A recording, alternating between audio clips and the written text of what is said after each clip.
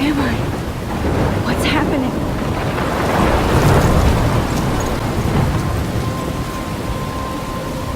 I'm trapped in a storm? How did I get here? And where is here? Wait, there's the lighthouse. I'll be safe if I can make it there. I hope. Please let me make it there.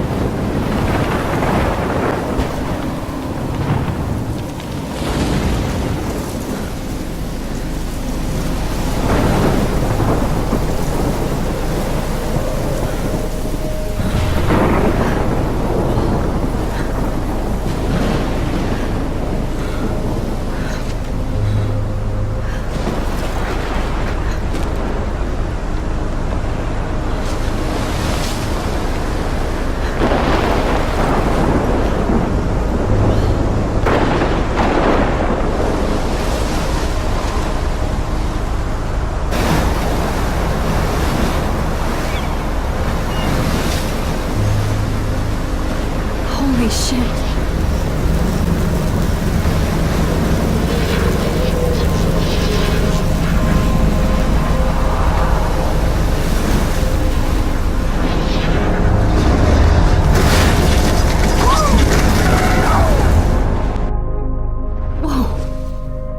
That was so surreal. Famously called film Little Pieces of Time.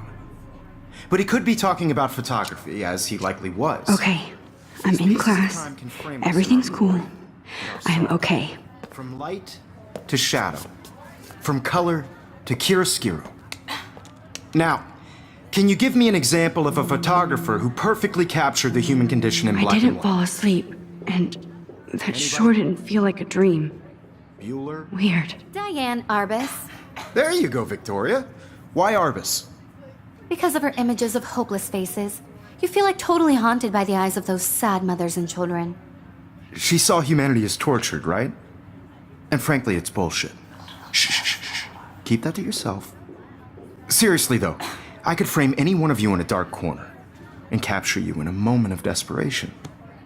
And any one of you could do that to me. Isn't that too easy? Too obvious? What if Arbus chose to capture people at the height of their beauty or innocence?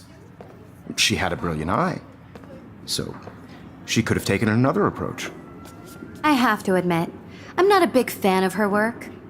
I prefer Robert Frank. Me too, Victoria. He captured the essence of post-war beat America, and there was honesty about the economic conditions of the era, but a beauty in the struggle. You don't have beauty without a beat, which explains why Frank was Kerouac's photographic muse, and both were the great chroniclers of the 1950s. Well, we've all seen that iconic shot of Kerouac on the balcony, and if you haven't, shame, shame. Capturing the romantic urban solitude of the 20th century poet. You dig? Now, contrast Frank's stark Americana with Salvador Dali's surrealist photographs. Like Cocteau, he was a true Renaissance man, and his famous self-portraits are famous early examples of that truly awful word you pesky kids love so much, the selfie. And it's a great tradition, and I wholeheartedly fight for your right to self-expression, or selfie expression. Sorry, I know. So if anybody wants to question the portrait as modern narcissism, they could go back hundreds of years to blame society. Speaking of questions, I bet you thought I'd talk all the way until the bell rang. It's your turn to lecture us. Now, based on the chapters I have no doubt you all memorized, who can tell me the name of the actual process that led to the birth of the self-portrait?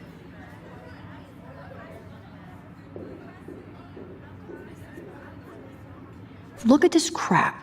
How can I show this to Mr. Jefferson? I can hear the class laughing at me now. Anybody? This does not bode well.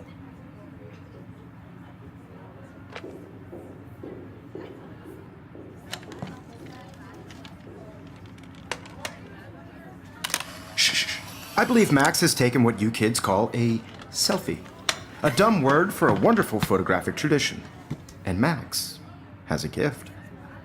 Of course, as you all know, the photo portrait has been popular since the early 1800s. Your generation was not the first to use images for selfie expression. Sorry, I couldn't resist. The point remains that the portraiture has always been a vital aspect of art and photography for as long as it's been around. Now, Max, since you've captured our interest and clearly want to join the conversation, can you please tell us the name of the process that gave birth to the first self-portraits?